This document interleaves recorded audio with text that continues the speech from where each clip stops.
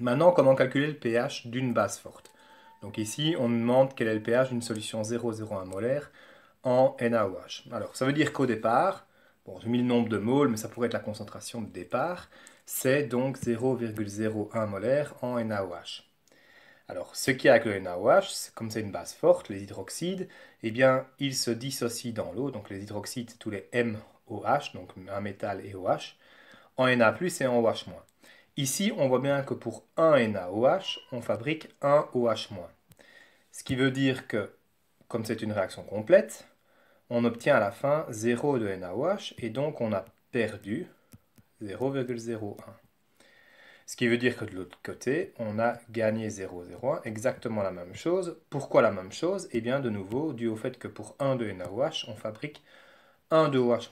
Et donc, on obtient 0,01 mol de OH-. C'est-à-dire 0,01 mol par litre, puisque dans ce cas-ci, c'est la même chose. Alors, nous, ce qui nous intéresse, ce qu'on veut, c'est la concentration à la fin, c'est-à-dire à l'équilibre, en H3O+.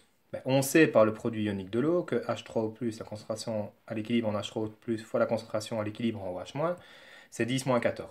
Donc si j'isole H3O+, c'est 10-14 sur la concentration en OH-, c'est-à-dire 10-14 sur 0,01.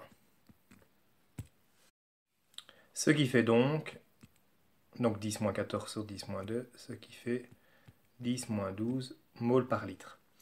Donc, il suffit simplement de faire moins log de la concentration d'H3+, c'est-à-dire 10-12, ce qui fait un pH de 12.